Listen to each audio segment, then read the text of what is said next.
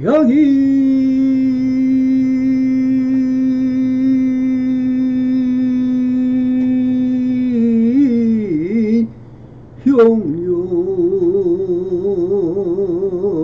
형료이 삼세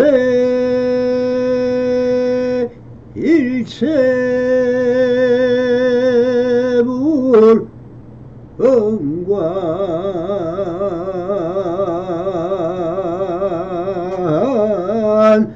법계에서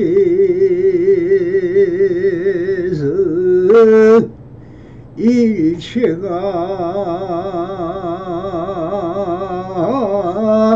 유심조더라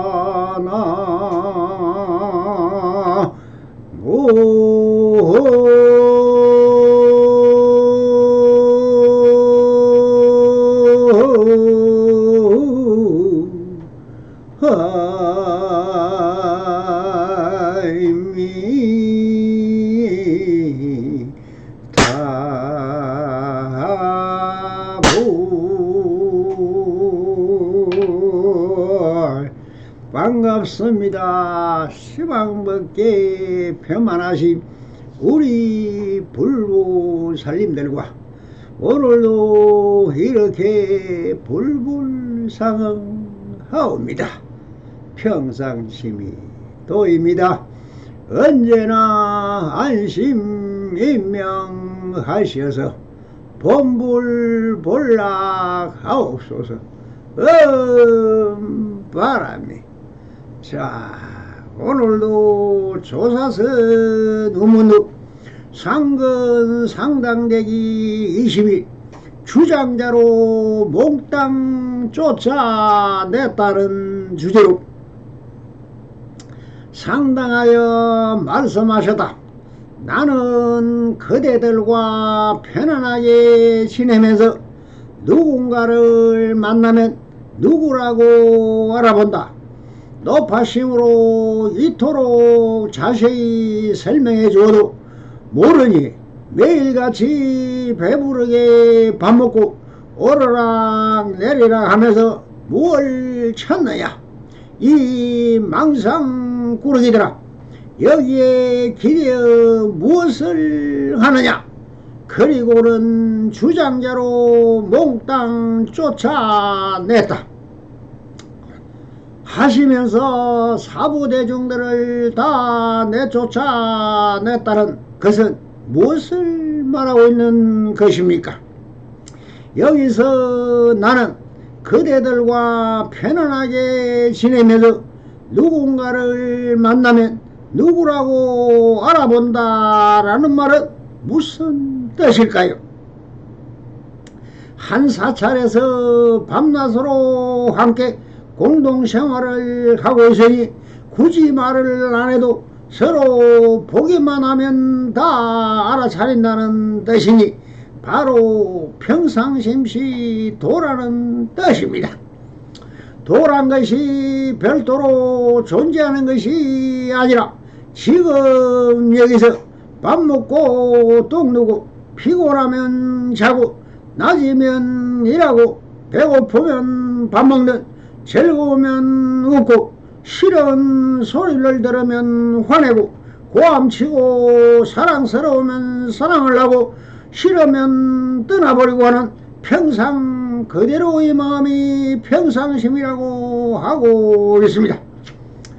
그대들은 이런 평상심을 두고 조직된 규칙과 규율에 따라 새벽이면 종을 치고 목탁을 치고 도랑을 돌고 식사 시간에는 운판을 쳐 모여서 함께 같은 도구로 규율에 따라 밥을 먹고 수행도 짜여진 틀에 따라 선방에 모여서 하고 죽비에 따라 휴식하고 또 실참 시간에 참선을 하고 하는 모든 짜여진 규율과 규칙에 따라 하는 것은 전부 다 조작되고 짜여진 가짜의 형식인데 왜 그렇게 하고 있느냐면서 무슨 깨달음이 어떻고 진리가 어떻고 하면서 마치 꿈속 같은 생활을 하면서 아르마리 견문각기로 마치 내가 스님인 척 하면서 공짜로 주는 밥을 먹고 주지가 주는 생활비를 다 쓰는 그대들은 사실 축행이나 화단에 심어둔 꽃과 같이 형상과 형식에 맞춰 놀고 있는 일행 같은 생활을 하면서 이것이 마치 성이냐 여긴다면 이것이야말로 가축을 기르는 주지의 고도라. 움직이는 하나의 부속으로 로봇처럼 사는 것이 수행이라고 착각하며 중짓을 하고 있다는 것입니다. 마치 선문답을 한답시고 경전에 있는 12경계를 질문이나 하고 18개의 경계와 형상에 집착하여 묻는 것을 보면 과연 그것이 선문답일까 여겨진다는 것입니다. 또는 그런 것이 아니라 그냥 있는 그대로 그대들에 함께 눈길만 스쳐도 지금 여기서 무슨 행동을 할까를 스스로 알고 처신하는 자율적 자각적인 행동과 말이 그대로 진리이며 진여인 것이라고 하고 있는 것입니다. 그래서 이래서 하신 말씀인 높아심으로 이토록 자세히 설명해 주어도 모르니라고 하신 것은 내가 그대를 이 자연스러운 평상심 그대로가 다 진여를 알고 있고 느낄 수 있고 밝힐 수 있도록 선문답을 통하여 진정한 깨달음이 무엇인지에 대하여 이 늙은 몸을 이끌고 힘들지만 오직 그대들이 스스로 자각할 수 있는 인연이 되기 위하여 성계방편을 베풀고 있지만 사실 지금 여긴 공간적 실상을 밝혀주려고 힘쓰고 있지만 알아차리지를 못하는 것은 참으로 조작된 법칙과 형식 논리에 위한 논리와 법칙에 사로잡혀 알아차리지를 못하니 참으로 답답하다는 뜻을 표하고 계신 것입니다. 그리고 매일같이 배부르게 밥 먹고 오르락내리락 하면서 뭘 찾느냐. 매일같이 공양시간 되면 공양간에 가서 밥을 먹고 잠자고 싶으면 방에 들어가 자고 법회 시간이면 이렇게 모여서 쓸데없는 일을 선문답이나 하면서 마치 자기가 진리를 연구하는 과학자나 되듯이 하고 있는 꼴이 너무나 우습다. 오직 모든 것을 지금 여기 있는 그대로가 다 진실여상한 진여인데 무엇을 찾는다는 말이냐. 그러니 조작하고 사기여서 그대들은 다 사기꾼이라고 몇 번이나 꾸짖었습니까? 그러나 지금 여기를 떠나서 말하고 행동하면 이것은 다 남을 속이기 위한 사기꾼이라는 것입니다. 그래서 마루구를 이렇게 날립니다.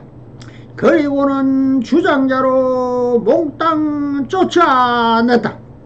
부처님의 초기불과 같이 고행수행이든 보리수원에서 수행을 하듯이 모든 것은 스스로 자각해야 하는 것이며 밖에서는 그 무엇도 없으며 모든 불교의 행위와 수행은 다 자기 안에서 찾아야만 하는 것이며 격의 소식이며 이심전심으로 이루어지는 밀교임을 믿고 실천 수행으로 직지인심이라 자기 자신 마음에 부처임을 알아 견성성불하여 하는데 이런 무슨 선문답이 필요한가 하고 호탕심에서 횡의가 아닌 무의를 통하여 면백수행을 하듯 무엇을 하듯 다 스스로 수행을 통해서만이 다 이루어지는 것이니 이 선문답도 하나의 법집이 될 수 있다는 뜻으로 주장자를 휘둘려 모든 사부대중을 쫓아내버립니다. 이 후문선사의 깊은 심기를 투덕하는 시기를 두 손 모아 빌어봅니다. 옴 뻐라미. 그때 한 스님이 물러가지 않고 바로 삼별을 올리며 물었다. 여름도 건물이라 가을로 들어서는군요. 누군가 길을 막고 물어온다면 뭐라고 대꾸할까요? 여기서 이한 스님이 물은 것은 무엇입니까? 여름도 건물이라 가을로 들어서는군요 라고 물었는데 여기에는 두 가지를 물었습니다. 여름도 건물이란 말입니다. 여름이면 여름이지 여기서 3세 인가법을 적용시켜 끝자락이라고 했으니 시간상 초여름, 초복, 중복, 말복이라고 하여 여름을 시간대로 구분한 말입니다. 진리나 도리에는 두 가지의 바라보는 관점은 시간과 공간입니다. 시간을 두고 바라본다면 태초로부터의 과거심과 지금 여기의 현재심과 아직 다가오지 않은 미래심이 있을 것입니다. 이것은 바로 연기적 현상일 것입니다. 이것은 무량수 무량공일 것이며 이것을 설명하려면 84,000 대장경도 부족합니다. 이 찰나찰나 사이로 벌어지는 연기적 현상은 말로서도 글로서도 생각으로도 드러낼 수 없습니다. 그러니 이것은 시간을 두고 바라본 것에 불과합니다. 그러면 또 하나는 무엇입니까? 공간적으로 시간을 찰나 사이로 탁 끊어서 보는 것입니다. 그러면 지금 여기라는 찰나 사이의 제법 십상을 바라보는 것입니다. 이것이 지금 여기 있는 그대로일 뿐인 것입니다. 여기서 다음 말이 이렇게 이어집니다. 누구나 길을 막고 물어온다면 무엇라고 대답할까요? 라고 했습니다. 이것은 지금 여기 있는 그대로에서 본다면 문을 물는 것도 길을 막을 것도 없는 하나의 형상에 불과한 것입니다. 여기에 무슨 말을 하고 답하는 선문답이 있을 수 있겠습니까? 오직 지금 여기 있는 그대로의 제법선상이 드러나고 있을 뿐인 것입니다. 그래서 후문사는 이렇게 답을 하십니다. 이런 쓸데없는 생각이 필요 없다고 다 주장자로 물리쳤는데 이런 이런 말이 왜 필요하겠습니까? 모든 것은 연기법으로 본다면 무량수 무량급으로 벌어지는 것은 다 그대들의 아는 말이 견문각지라 하시면서 이렇게 대답을 하십니다. 대중은 뒤로 물러나라 하시면서 지금 여기에 제법실상을 두고 무슨 것을 본다 듣는다 지금 여기 있는 그대로가 제법실상인데 무슨 선문답이 필요할까? 그러니 쓸데없는 말을 묻지도 말고 듣지도 말고 공간적으로 이렇게 드러나 있는 제법실상을 그대로 믿는다면 어디에도 걸려들지 않을 것이라며 제중은 뒤로 물러나거라 라고 하십니다. 그런데 이한스님은 물러나지 않습니다. 이런 시절 인연이 왔는데 왜 물러나겠습니까? 끝까지 묻고 있습니다. 이 말의 뜻이나 회광반조에 보든지 역설적으로 물러나라니 다시 달려들어 묻고 있습니다. 그래서 우문사는 더 이상 이런 선문답을 해보아야 이 스님의 안목이나 견처로는 어쩔 수가 없다라고 인정하시고는 들려주십니다. 그런데 이한 스님은 무엇이 잘못되었습니까? 라고 오히려 따지고 있습니다. 이것은 시비 분별인 것입니다. 시와 비가 하나인데 왜 차별심과 분별심으로 맞느니 틀리느니 하고 있으니 참으로 딱할 노릇입니다. 그래서 이렇게 마루구를 날립니다. 나에게 한철 밥값을 돌려다오라고 하십니다. 이 말씀은 그래 여기에 와서 주름 밥 먹고 행량에서 자고 법회 나오면서 이런 말도 안 되는 질문이나 하고 있으니 왜 우리 문중에서 돈 들여 자네 같은 스님을 길을 봐주어야 하느냐. 자네는 아직 밥값도 못하는 천체이니 그동안 생활한 밥값이라도 되돌려 다오라고 혹독하게 비판을 해 내어버립니다. 그때 또한 스님이 나와서 해를 올리며 우문선사에게 묻습니다. 저는 얼마 전에야 이 법에 찾아봤습니다. 이곳 가풍은 어떻습니까? 라고 물었다. 여기서 이 스님이 물은 것은 무엇입니까? 저는 얼마 전에야 이 법에 찾아왔습니다. 라고 시간적으로 물었습니다. 이것은 연기법이여 차별과 분별심으로 물었습니다. 그리고 다음 말은 이곳 가풍은 어떻습니까? 라고 맞아 처음으로 질문을 올리면서 그동안 운문선사가 해온 종풍을 물었습니다. 그러니 얼마나 당돌한 질문입니까? 종풍을 보려면 법에서 몇 번이라도 묻고 답해서 차츰 알아가는 것이지 무슨 종풍이 어떻고 법통이 어떻고를 묻는단 말인가. 그래서 운문선사는 이렇게 한마디로 잘라 말합니다. 한마디 질문도 받지 않았으니 어떻게 말하겠느냐. 선문답이란 진여의 실체나 깨달음으로 가는 항상 일구를 물어야지 무슨 종풍이 어떻는지를 지금부터 여기 있으면서 알 것을 오늘 저 왔다면서 남의 종풍이나 거들먹거리니 참으로 가소롭다 하는 뜻으로 한마디 질문도 받지 않았으니 어떻게 말하겠느냐 하시면서 꾸짖고 계신 것입니다. 그러니 이한 스님은 이렇게 질문을 합니다. 시방국토 가운데 일성법이 있을 뿐이라 하니 무엇이 일성법입니까? 이 스님이 물은 것은 무엇입니까?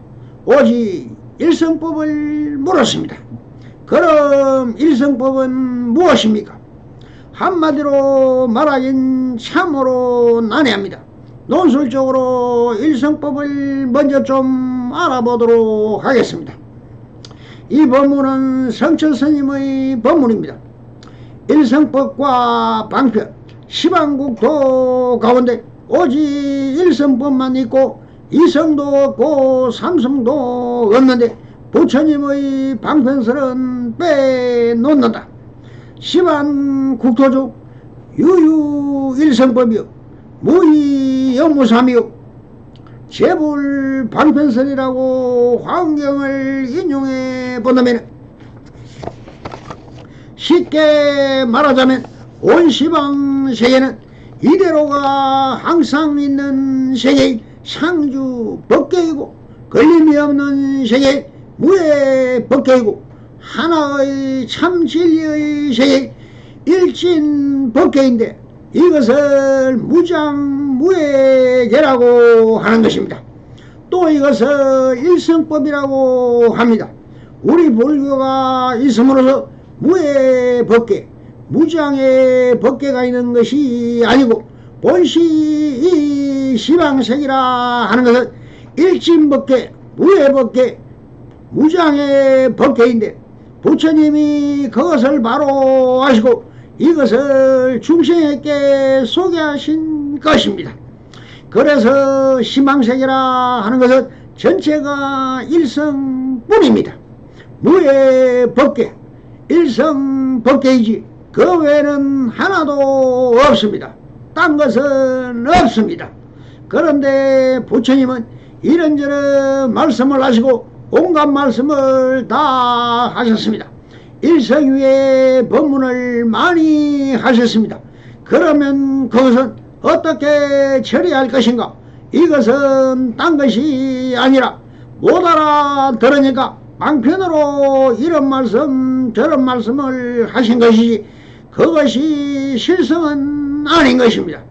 그래서 참으로 부처님 법문을 알려야 일성법계의 소식을 알아야만 부처님의 뜻을 알 수 있는 것이지 이외의 방편설로는 모릅니다. 방편설은 실제가 아니라는 말입니다. 부처님이 성도하시고 나서 돈설 화엄이라고 처음 한꺼번에 화엄경을 썰어버렸습니다. 화엄경을 썰어놓으니 기가 막히고 눈이 멀어서 아무도 보는 사람이 없고 듣는 사람도 없고 하니 아무도 알아듣지를 못합니다. 모르는 것은 부처님 혼자 아무리 미래겁이다 하도록 말씀하신들 무슨 소용이 있겠습니까? 말씀하시나 안 하시나 중생에게는 아무 소용이 없습니다. 아무래도 이 사람들이 귀가 어둡고 눈이 어두워 이러하니 차차 키워가지고 귀도 조금 듣고 눈도 조금 밝게 해가지고 일성 법문을 해야 되겠다 하고 물러섰습니다. 태설 삼성이야. 물러서서 삼성 법문을 써난 것입니다. 거기에서 여러가지 잡동사니가 막 나옵니다. 이런저런 말도 나오고 유치원 아이를 보면 유치원 아이에 해당하는 법문을 하고 초등학교 어린이를 보면 또 그에 해당하는 법문 중학생, 고등학생, 대학생 등 이렇게 여러가지 수기설법을 합니다. 이것은 사람 부화가면서 옷에 입히는 식입니다. 키 작은 사람은 짧은 옷을 해 입히고 키가 큰 사람에게는 긴 옷을 해 입히고 이런 식입니다. 그러니 84,000 법문이 벌어진 것입니다. 중생根기가 84,000으로 모두 다 각각 가느니 그게 소위 방편설입니다. 그것은 전부 실성이 아닙니다. 처음에 일성법문 돈설 화엄할 때 그때 모두 알아버렸으면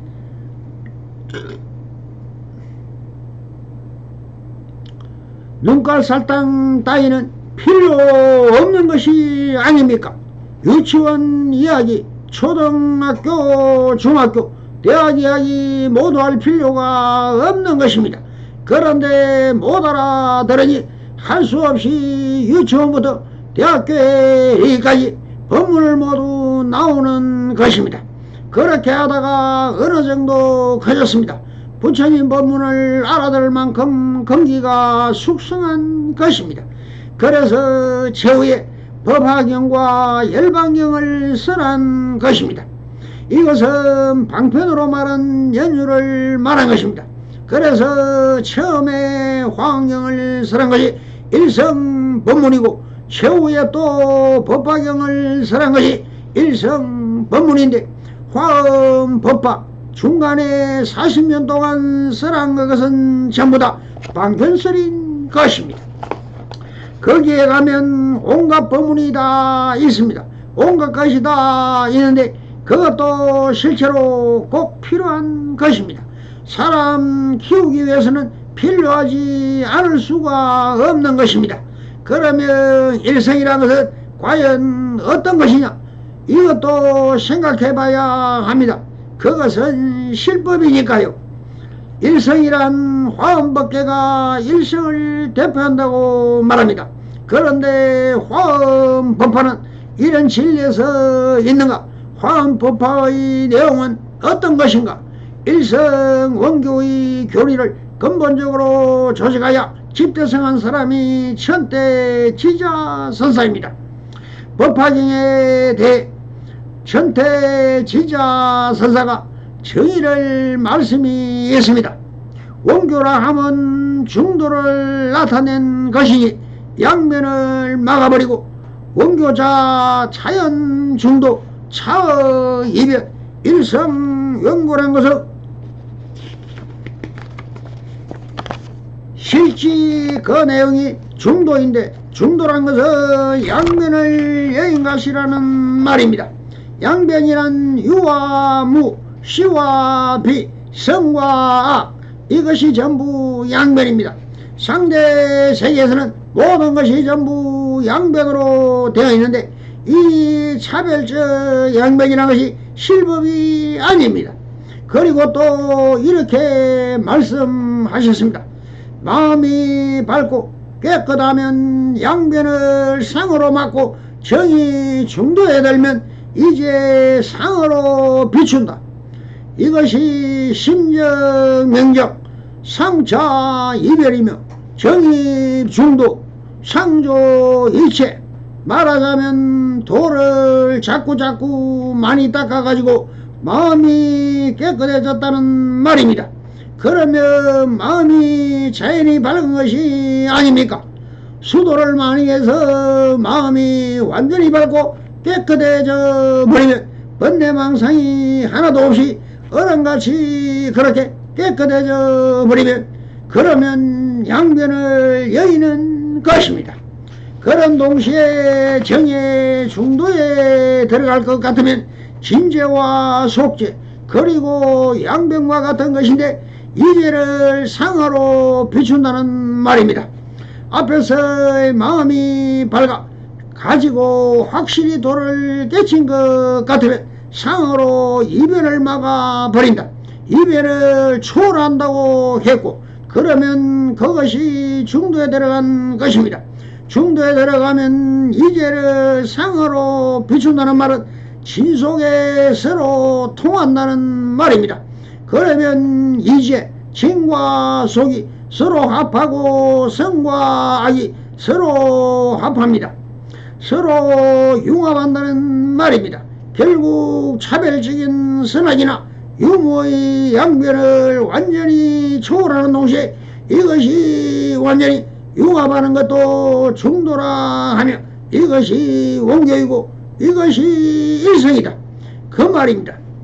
천태 스님 말씀은 법화경 위주인데 법화경의 제법 실상이란 그것은 현실 이대로가 절대라는 말로 이것은 그 원리가 어느 곳에 있느냐 하면 현실의 모든 차별적 양면을 완전히 벗어나 양변이 서로 융합한다는 말에 있습니다.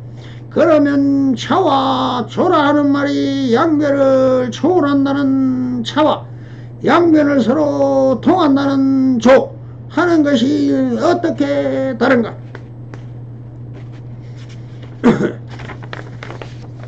양변을 여인다 초월한다는 이 말은 비유로 하자면 하늘에 구름이 꽉 껴있어 해가 안 보이지만 구름이 확 걷히면 해가 확연히 드러난다는 말과 같습니다.